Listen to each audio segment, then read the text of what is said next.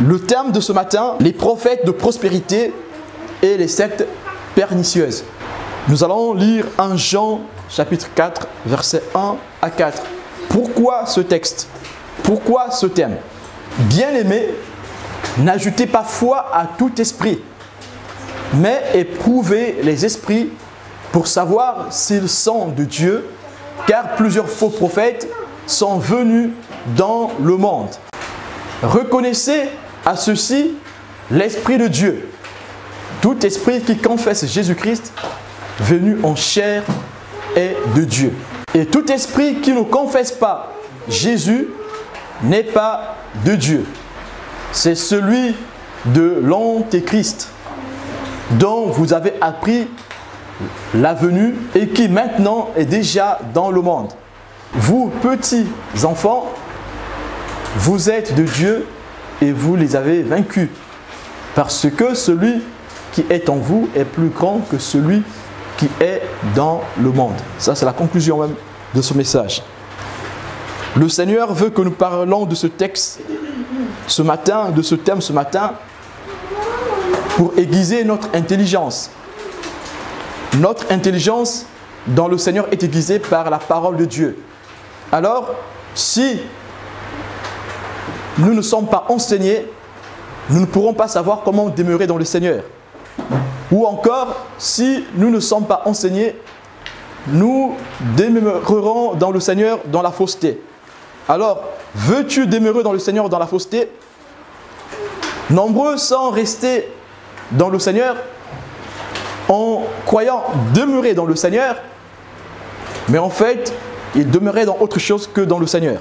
Voilà pourquoi nous qui sommes les bien-aimés du Seigneur, nous ne devons pas ajouter foi à tout esprit. Nous devons éprouver les esprits. Et cet évangile que nous allons écouter ce matin va nous conduire à éprouver les esprits, à discerner les enseignements, prendre ce qui est bon et rejeter ce qui n'est pas bon. Alors, qui sont les prophètes de prospérité? Qui les prophètes de prospérité séduisent? La réponse est bien claire. Les prophètes de prospérité séduisent les âmes mal affermies. Ce sont les âmes mal affermies qui sont séduites par les prophètes de prospérité.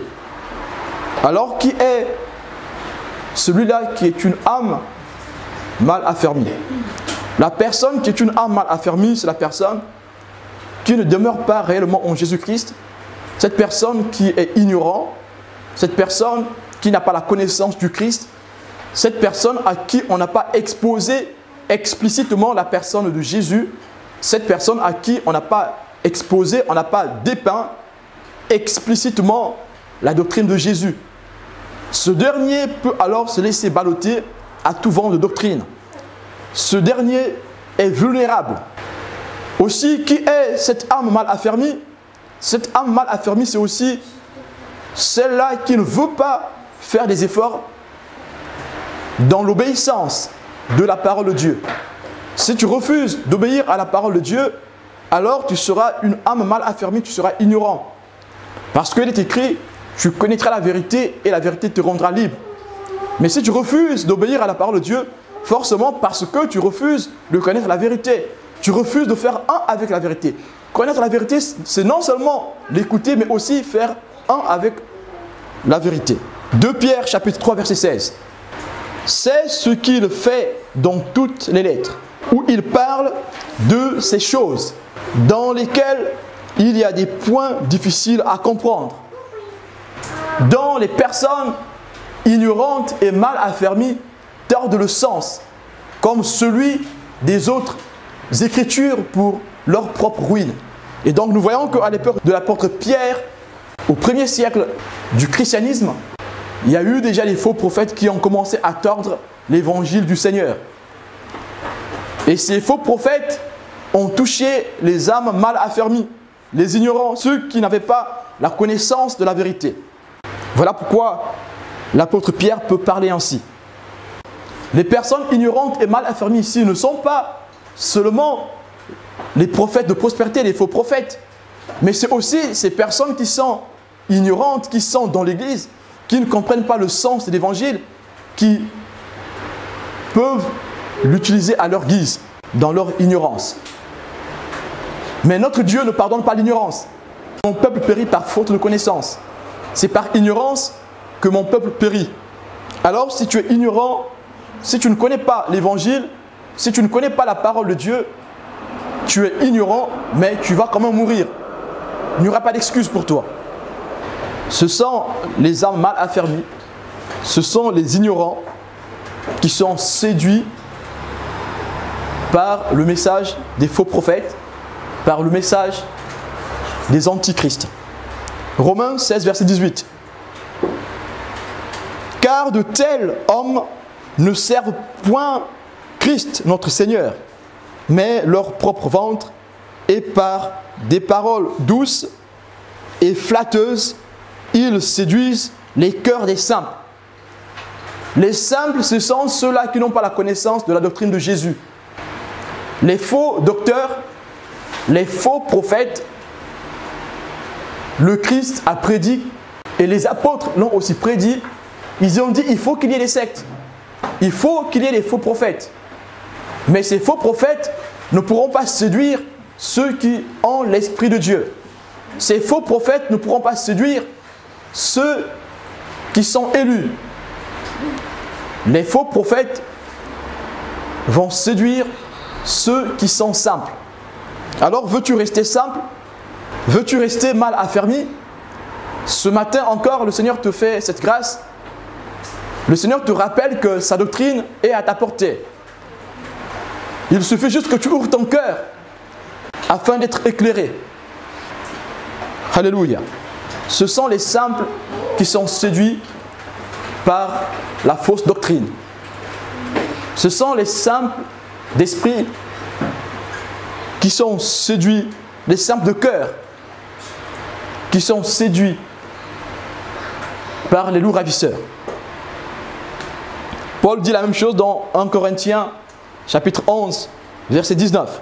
Car il faut qu'il y ait aussi des sectes parmi vous, afin que ceux qui sont approuvés soient reconnus comme tels au milieu de vous.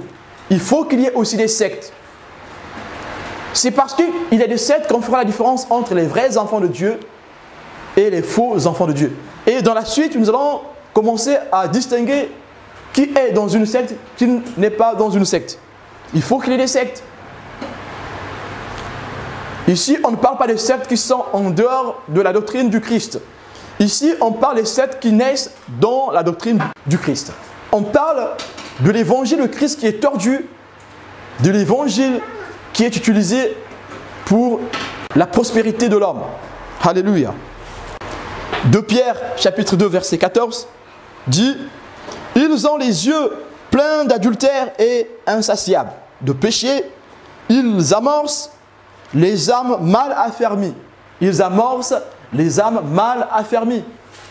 Ils ont le cœur exercé à la cupidité. Ce sont des enfants de malédiction. Les enfants de malédiction, c'est cupide, c'est vautour, c'est vampire, c'est requin, c'est murène, c'est chauve-souris, ont pour cible, ont pour victime les âmes mal affermies. Et aujourd'hui, l'Église est remplie des âmes mal affermies. Aujourd'hui, les églises sont remplies des âmes mal affermies. Parce que si une âme n'est pas mal affermie, comment pouvez-vous concevoir qu'un pasteur appelle une sœur et demande la délivrance de la sœur et demande à la sœur de se mettre nue pour être délivrée? Alors, une sœur qui accepte cette chose, c'est bien simple de le comprendre. Cette sœur est mal affermie. Cette sœur a un sérieux problème. Voilà pourquoi elle ne peut pas avoir un tout petit peu de discernement pour savoir que cette personne est fausse. Parce qu'une personne qui est correcte, qui est normale, qui craint le Seigneur, ne va pas te demander de te déshabiller pour te délivrer. Alléluia. Une personne qui va ramener les femmes pour les aligner et les mettre je suis désolé de dire les choses, mais ce sont les choses qui se passent en string pour les délivrer et en plein culte. On peut tout de suite discerner que cette personne est mauvaise. Cette personne, c'est un loup ravisseur. Cette personne fait ces choses pour son propre compte. Donc, il fait ces choses sur les âmes mal affermies. Ces personnes qui abandonnent toute leur famille. Il y a des hommes comme ça qui abandonnent leur foyer conjugal à cause d'une doctrine. Parce que à l'église, on a dit que ta femme, ce n'est pas celle que tu as à la maison. Celle que tu dois avoir comme femme, c'est celle que Dieu te donnera. Et cet homme qui accepte cette théorie, nous voyons tout de suite que cet homme est perdu. C'est une âme mal affermie. Cette doctrine qui va te dire, ben, tu peux te masturber, c'est un plaisir que Dieu a donné. Nous voyons tout de suite que cette doctrine qui encourage ces choses pernicieuses, cette doctrine est fausse. Cette doctrine, c'est une doctrine qui a une volonté permissive de conduire les gens dans le péché. Et ces doctrines touchent les âmes mal affermies. Éphésiens 4, verset 14. Afin que nous ne soyons plus des enfants flottants et emportés à tout vent de doctrine par la tromperie des hommes, par leur ruse dans les moyens de séduction. Ces hommes sont très malins. Ces hommes sont très intelligents, mais une intelligence charnelle, mondaine. Et ils sont forts dans la ruse. Ils sont forts dans la séduction. Ils utilisent des moyens colossaux de séduction. Et quand on n'est pas élu de Dieu, quand on n'est pas choisi de Dieu, alors on succombe à la tentation et on se laisse tromper. Parce que tu as un problème, tu manques de foi et tu vas te laisser tromper par un vautour. Alors on se pose la question, qui sont les prophètes de prospérité? Quelle est leur doctrine? Comment ils agissent? C'est très important pour nous. Nous avons vu la première partie, qui sont les âmes faibles, les âmes, les cœurs simples. Nous avons vu que ces hommes perdus séduisent que les âmes simples. Et ce matin, le Seigneur nous appelle encore de ne pas faire partie des âmes simples, de faire partie des élus de Dieu. Alléluia. Ceux qui ont la crainte de Dieu, ceux qui ont la connaissance de la parole de Dieu, ceux qui marchent dans l'obéissance, ceux qui mangent la chair de Jésus, ceux qui boivent son sang, ceux qui acceptent l'obéissance de la foi, ceux qui marchent selon la volonté de Dieu, ceux qui ont foi en Jésus, ceux qui accordent toute leur confiance à notre Seigneur Jésus-Christ. Qui sont alors les prophètes de prospérité? Les prophètes de prospérité sont les chrétiens de profession ou des antichrists. Ici, nous avons deux catégories. Des chrétiens de profession, ce sont des gens qui sont venus en Christ sans pourtant prendre un vrai engagement dans le service, dans leur obéissance. Mais les prophètes de prospérité peuvent aussi être des envoyés explicitement du diable qui viennent pour pervertir la doctrine de Jésus. Nous avons aujourd'hui dans l'Église ces deux catégories de faux prophètes. Nous avons aujourd'hui dans l'Église ces deux catégories de prophètes de prospérité. Ceux qui sont devenus serviteurs de Dieu sont passés par la repentance, la croyance et le changement d'état. Ceux qui sont devenus pasteurs, serviteurs de Dieu, sont passés par la conversion. Mais ils sont quand même devenus pasteurs. Par motif de s'enrichir pour des gains sordides. Et l'autre catégorie, c'est des éléments directs de l'ennemi qui sont envoyés par l'ennemi pour séduire l'Église, pour pervertir l'Église. Des antichrists. Et ces deux catégories de serviteurs de Dieu, de chrétiens, servent pour le même but, c'est pour le royaume de Satan. Ils servent les intérêts de Satan. Ces prophètes, qu'est-ce qu'ils font? Ils corrompent l'évangile du Christ. Qui sont les prophètes de prospérité? Nous avons lu le texte de 2 Pierre, chapitre 2, verset 1. Ces faux prophètes, ces faux docteurs introduisent dans l'Église des sectes pernicieuses. Toi qui continues à lutter que dans l'Église, il n'y a pas de secte, mais ici, la parole de Dieu l'a bien prédit. La parole de Dieu a prédit qu'il y aura des sectes dans l'Église, pas dans le monde. Il y aura des sectes dans l'Église. Et aujourd'hui, ces sectes sont présentes, camouflées dans certaines doctrines. 1 Corinthiens, chapitre 11, verset 19 dit « Car il faut qu'il y ait aussi des sectes parmi vous, afin que ceux qui sont approuvés soient reconnus comme tels au milieu de vous. » Parce qu'il y a des sectes, alors nous pouvons reconnaître les vrais enfants de Dieu, en faisant la comparaison. Alors, qui sont les prophètes de prospérité? Jude 1, verset 3 à 11.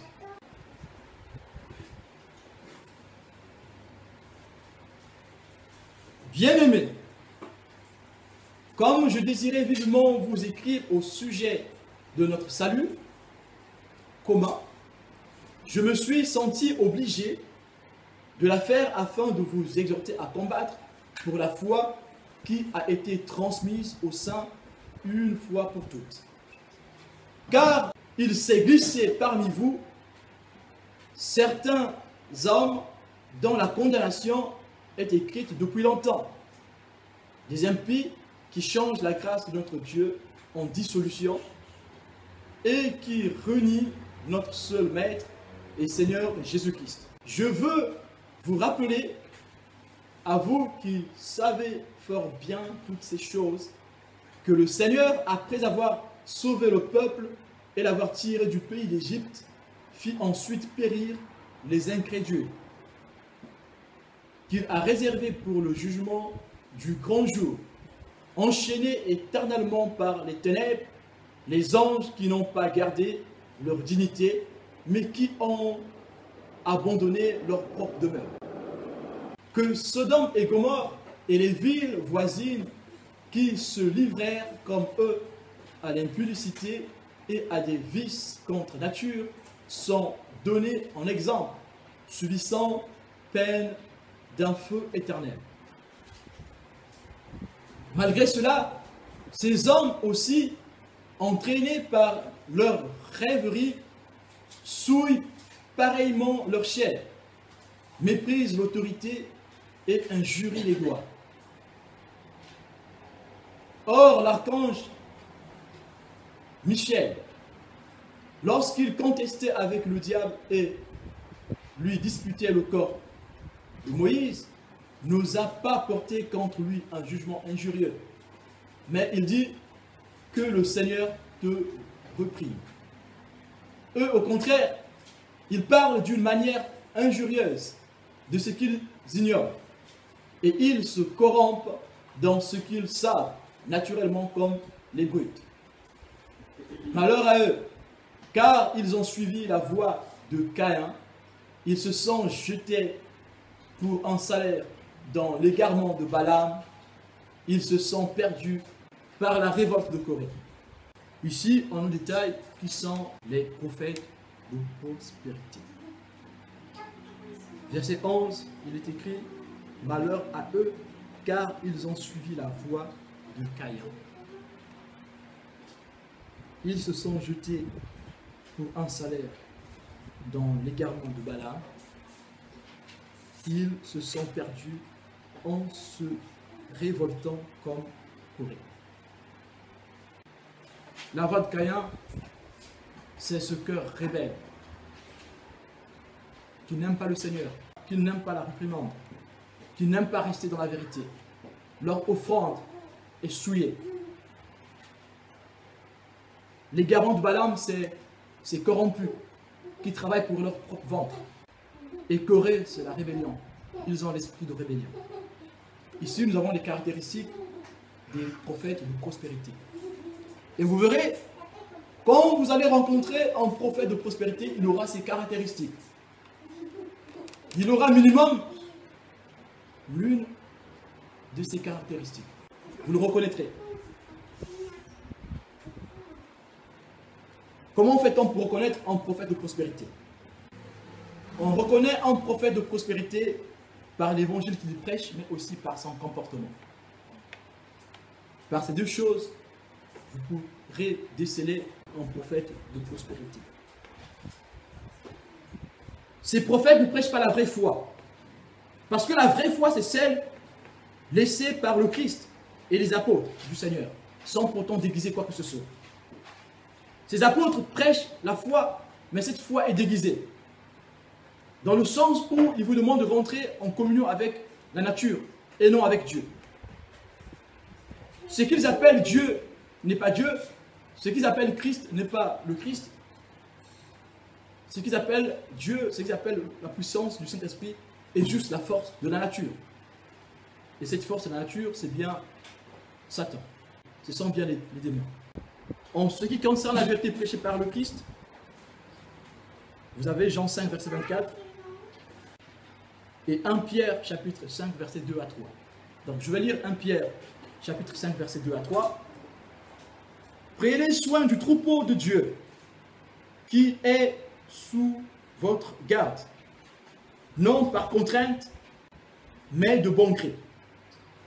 Faites-le non par recherche d'un gain, mais avec dévouement, non en dominant sur ceux qui vous sont confiés, mais en étant les modèles du troupeau. Donc ici, nous voyons, premièrement, il prêche un évangile qui est tordu, par rapport à ce qui est écrit dans Jean 5, verset 24. Secondo, il prêche un évangile en dominant sur les âmes. Donc c'est des dominateurs. Un faux prophète, il est non seulement cupide, il domine aussi sur les âmes. Il a de l'emprise sur les âmes. Et l'évangile que prêche un faux prophète était un faux évangile. L'évangile que prêche un faux prophète est aimanté. C'est un évangile qui est magnétique. Cet évangile attire les foules. C'est comme des magnétiseurs, ces faux prophètes.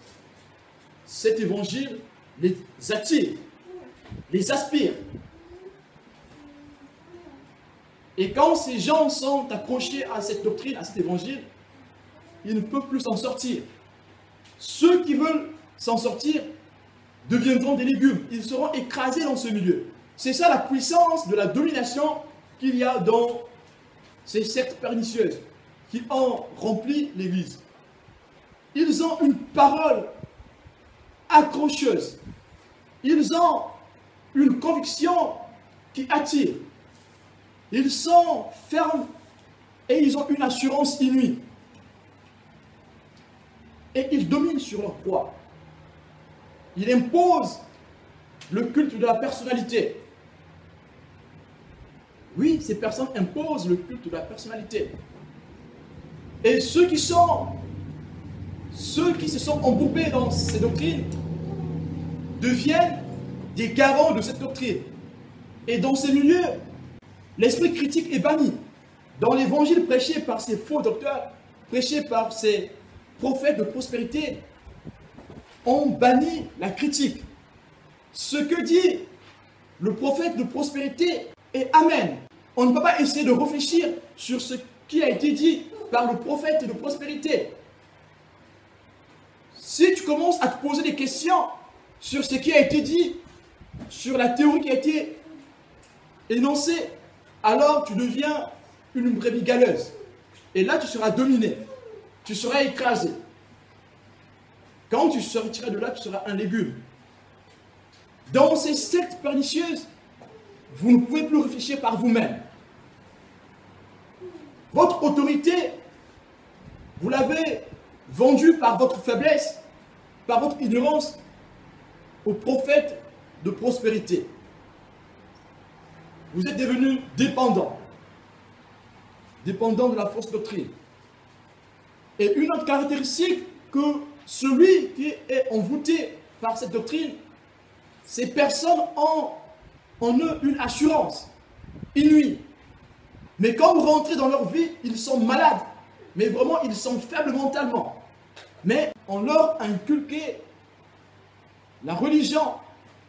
Ils ont été transformés, ils ont été hypnotisés par ce magnétisme, par cette puissance magnétique que contient l'évangile de la prospérité, l'évangile des prophètes de la prospérité.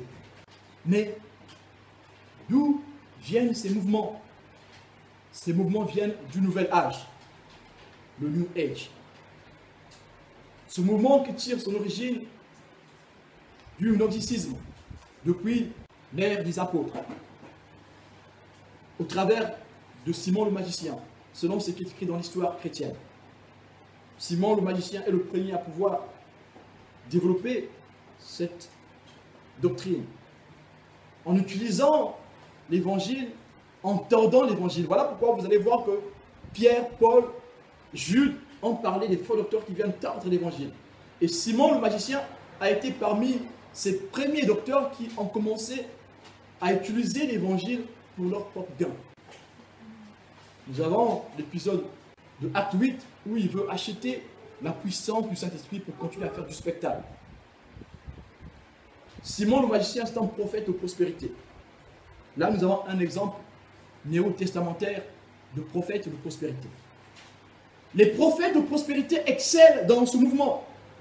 Ils sont excellents dans ce mouvement du New Age. Ils adhèrent à ce mouvement. Mais ce mouvement n'est pas défini comme étant le mouvement du New Age dans ses doctrines, dans ses églises. Ils ont fait une copie des théories de l'humanisme. Ils l'ont collé à l'évangile. Ils ont adapté les théories humanistes à l'évangile. Et donc l'évangile est tordu.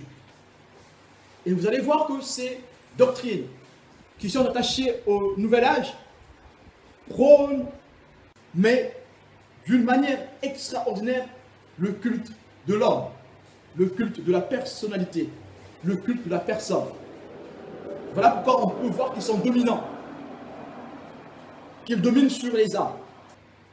Et ce culte de l'homme s'accompagne d'une intériorisation de la religion. Et cela prépare le terrain à la divinisation ou à la sacralisation de l'être humain. Alors, qu'est-ce qui se passe? Ils désacralisent les choses de Dieu pour sacraliser l'homme. Et dans ces doctrines, Dieu est transformé en quelqu'un qui est là pour donner des bénédictions. Ce mouvement prône le culte de la personne. Ce culte de l'homme s'accompagne d'une intériorisation de la religion qui prépare le terrain à la sacralisation du moi. C'est la raison pour laquelle le nouvel âge a beaucoup de valeurs en commun avec la culture d'entreprise et l'évangile de la prospérité. Nous arrivons sur le point culminant de la comparaison qui est faite entre la culture d'entreprise et l'évangile de la prospérité.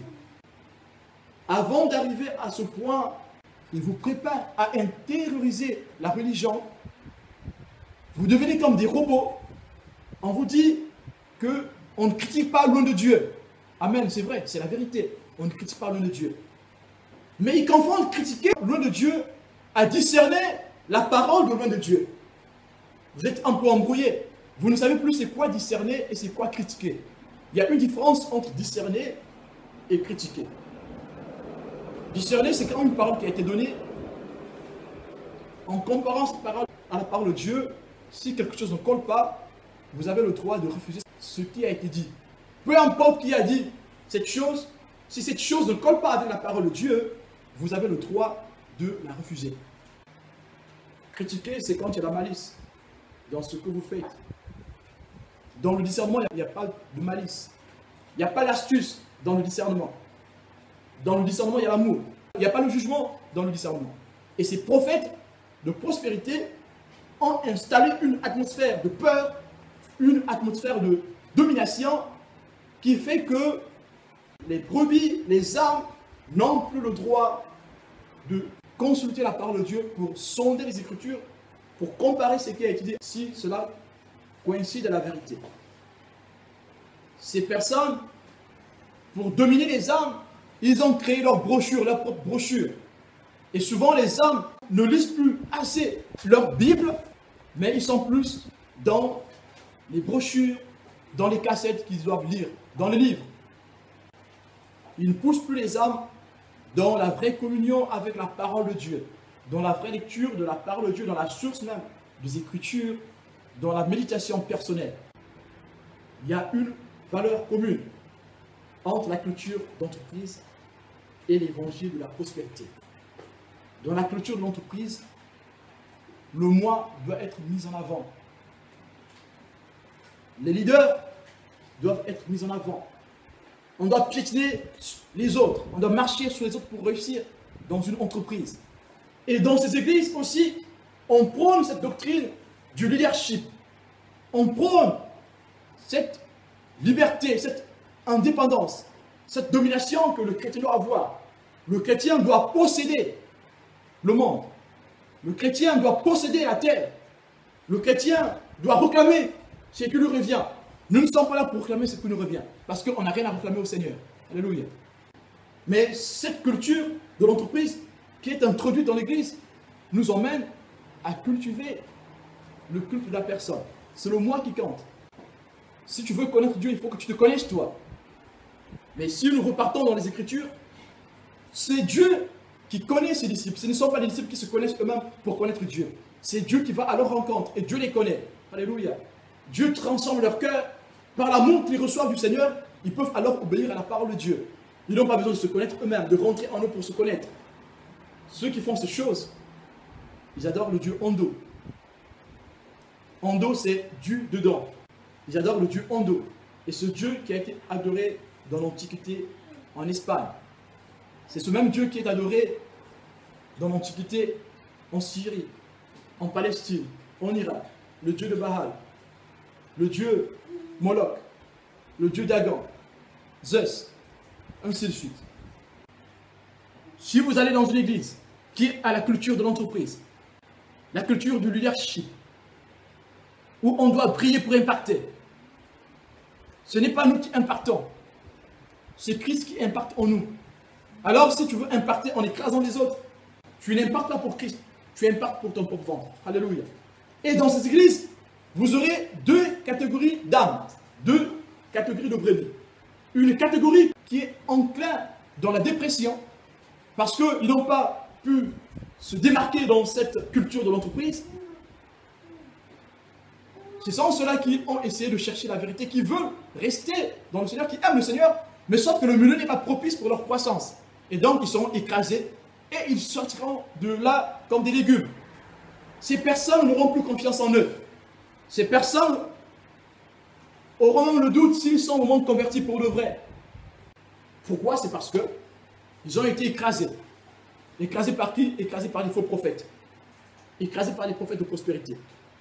Il est très important qu'on le souligne que dans certaines pratiques du New Age, Dieu est réduit à la fonction de soutenir la promotion de l'individu. Dieu ici dans ces églises est utilisé pour bénir les gens. Dieu devient quelque chose qu'on utilise. Ce n'est plus Dieu qui nous utilise, mais c'est nous qui utilisons Dieu pour la promotion de l'homme. On utilise le nom de Dieu, on utilise Dieu pour la promotion de l'être humain, pour le moi. Et c'est le moi qui compte. Le moi compte parce que nous allons plus prendre soin de l'extérieur et non de l'intérieur. Vous allez reconnaître ces sectes. Ces sectes sont nombreuses parmi nous. C'est des grandes églises. Ces sectes sont là. Ils prêchent en faux Jésus. La foi dans cette doctrine est prêchée en essayant de l'adapter à la modernité. Cet évangile qu'ils prêchent, ils doivent l'adapter à la modernité. Ces sectes naviguent vers l'émancipation. Ils considèrent sacrée la liberté de l'homme au détriment de l'obéissance à la parole de Dieu. Ils sont adeptes de l'authenticité, de la puissance même déguisée, de l'indépendance et de toutes ces choses. Tout ce qui émancipe l'homme. Or que nous avons vu dans la Bible, quand l'homme a essayé de s'émanciper, l'homme s'est éloigné de Dieu. Toutefois qu'une doctrine essaie d'émanciper l'homme, l'homme s'éloigne de Dieu. Voilà pourquoi ils peuvent prôner la doctrine de la femme qui prêche, le ministère de la femme. Vous allez les reconnaître dans ces églises. Les femmes vont prêcher et le culte du mois sera prôné. Cette doctrine s'adresse à qui? Cette doctrine capte ceux qui ont déjà un penchant, ceux qui sont contre le patriarcat. La modernité ne peut pas changer ce que Dieu a établi. La parole de Dieu ne change pas. Que ce soit en l'an 2000 ou en l'an 1, la parole de Dieu ne change pas. L'an 1 après Jésus, la parole de Dieu ne change pas. Mais la doctrine de la prospérité, la doctrine du nouvel âge, les sectes pernicieuses, ils vont essayer de moderniser la parole de Dieu. Ils vont essayer de trouver des raisonnements pour moderniser la parole de Dieu. Cette parole va s'adresser à ceux qui ont des problèmes d'autorité, à ceux qui ont des problèmes de patriarcat. Et ils peuvent alors prôner le ministère de la femme, parce qu'ils ont un problème avec l'autorité. Et vous reconnaîtrez ces sectes. Si vous allez quelque part où la femme prêche, rentrez en profondeur des pratiques de ces églises, vous verrez que dans ces églises, il y a une forte influence des serviteurs de Dieu. Ils ont une influence inouïe. Mais dans ces églises, quand le pasteur parle, quand le leader parle, tu n'as pas le temps de retorquer. Même quand ce qu'il dit c'est faux. Même s'il vous dit, bon, allez au bord de la rivière, commencez à fermer les yeux. Vous allez entendre le bruit des oiseaux. Ça, vous devez accepter. Mais est-ce que c'est ce que dit la Bible? Est-ce qu'on médite par rapport au bruit de la nature ou par rapport au vide? Tu médites avec Satan, pas avec l'Esprit de Dieu.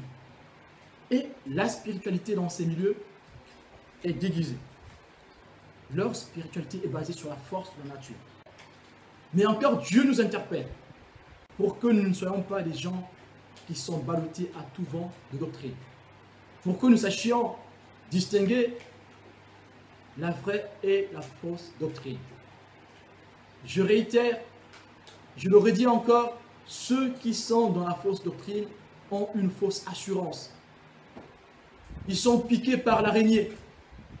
Ils sont piqués par le serpent. Ils ont une fausse assurance. Quand ils vous parlent, c'est comme s'ils comprenaient tout. C'est comme s'ils savaient tout. C'est comme s'ils avaient tout reçu du Seigneur. Mais quand vous rentrez dans leur vie, ils sont malades, ils sont dépendants. Ils ne peuvent rien faire par eux-mêmes. Ils sont sous l'influence des gourous. Ces prophètes de prospérité sont des gourous modernes. Leur comportement est bien connu. Vous pouvez relire Jude 1, verset 11. Vous pouvez relire 1 Timothée 6, verset 9. Ces faux prophètes ont été mis à nu par le Seigneur, par les apôtres, par l'Évangile. C'est à nous de rentrer dans la méditation, dans la vraie méditation de la parole de Dieu, afin de discerner le bon et le mauvais. Sachez-le, mes frères, mes sœurs, dans l'Ancien Testament, il y a déjà eu des prophètes de prospérité. Nous avons quelques exemples vétérotestamentaires des prophètes de prospérité et qui ont introduit dans le temple des sectes pernicieuses. Nous avons l'exemple d'Anania. Vous pouvez lire chez vous Jérémie 29, versets 1 à 15. Anania est un prophète de prospérité. Vous avez un autre exemple. Vous avez dans 1 Roi, chapitre 22, versets 5 à 25. Là aussi, vous avez un exemple d'un prophète de prospérité. Puis Josaphat dit au roi d'Israël, consulte donc maintenant la parole de l'Éternel. Le roi d'Israël rassembla les prophètes au nombre de 400 prophètes de prospérité que le roi va rassembler et leur demanda, dois-je aller attaquer Ramoth en Galade ou dois-je y renoncer? Ils répondirent, monte-y et le Seigneur la livrera entre les mains du roi. Une caractéristique d'un prophète de prospérité. Il ne te dira jamais réponds-toi. Non. Un prophète de prospérité, si je dis, ah mais vraiment, je fais tel péché, il dit que le Seigneur est avec toi, il te soutient, tout doucement. Il est avec toi le Seigneur, il va faire, tu n'as rien à faire toi, tu n'as rien à faire. Christ a tout accompli à la croix, toi tu n'as plus rien à accomplir, c'est fini là. Et sûrement la foi. Il ne te dira pas de faire les efforts, il ne te dira pas que sache que le Seigneur veut que tu puisses lui montrer que tu l'aimes. Aussi fais les efforts, sache que tu as l'amour pour surmonter le mal. Tu as l'amour en toi, l'amour de Dieu est en toi pour t'aider à surmonter. Mais il faut que tu montres au Seigneur à ce Dieu que tu l'aimes aussi. Ils ne te diront pas ça. Ils ne te diront pas, réponds-toi frère, ils ne te diront pas ça. Vous reconnaîtrez le prophète de prospérité. Quand il reçoit un message pour toi, ça ne sera jamais un message de repentance, ça sera un message de bénédiction. Non, Dieu t'a béni, je vois, tu as quelqu'un qui est malade dans ta famille. Dieu va le guérir. Mais il ne donne pas des conditions dans sa bénédiction. Les vrais prophètes de Dieu, quand ils donnent des bénédictions, il y a des conditions. Si vous allez dans la Bible, toutefois que Dieu a donné des bénédictions, il y a eu des conditions. Si tu auras, si tu verras, si tu vivras. Oui, ça c'est la vraie prophétie. Verset 7. Mais Josaphat dit, n'y a-t-il pas ici aucun prophète de l'Éternel pour que nous puissions le consulter? Alors, Josaphat, il est un tout petit peu intelligent. Il se dit, mais c'est pas possible, 400 prophètes, il n'y a pas un qui se contredit. Il y a un problème, c'est pas possible ça. Une telle unanimité, c'est pas possible. Y a-t-il pas un prophète de Dieu ici? Et bien, il reconnaît que les 400, c'est des prophètes de prospérité. Ils sont là, ils sont en Grèce, chez le roi. Le roi leur donne des chèques tout le temps. Il leur fait des chèques, ils ont des comptes privés avec le roi. Et donc, du coup, puisqu'ils ont des comptes remplis, que le roi remplit, ils peuvent plus dire la vérité au roi. Ils sont obligés de mentir, le roi. Et c'est Dieu qui permet qu'ils mentent au roi. Parce que, un, le roi est corrompu, et deux, c'est des corrompus. Les prophètes de prospérité. Verset 8. Le roi d'Israël répondit à Josaphat. Le roi d'Israël, c'est Akab. Akab le corrompu.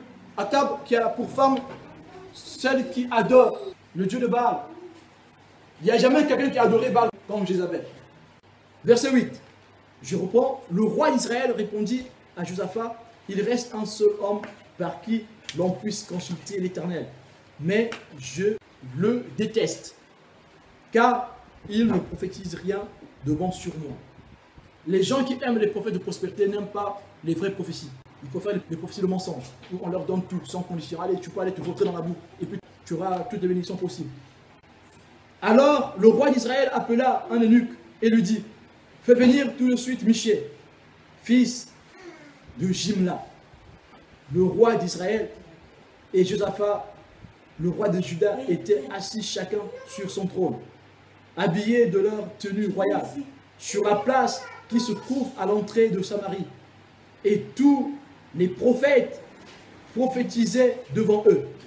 Sédécia, fils de Kenaana, s'était fabriqué des cornes en fer, et il affirma, voici ce que dit l'Éternel. Là, c'est un faux prophète.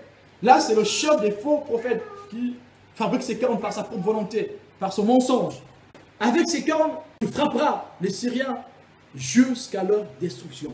Prophète de prospérité, faux prophète. Tous les prophètes renchérissaient. Ah, ils ont formé un clan. Là, c'est dur pour le vrai prophète de Dieu. Là, le bon prophète, le vrai, sera rejeté, il est banni, même du groupe. Monte à Ramoth, en Galate. Tu connaîtras le succès et l'Éternel la livrera entre les mains du roi. Le messager qui était allé appeler Michée lui dit, les prophètes sont unanimes pour prédire du bien au roi. Que ta parole soit donc pareille à celle de chacun d'eux. Annonce du bien. Michée répondit, l'Éternel est vivant, je communiquerai ce que l'Éternel me dira.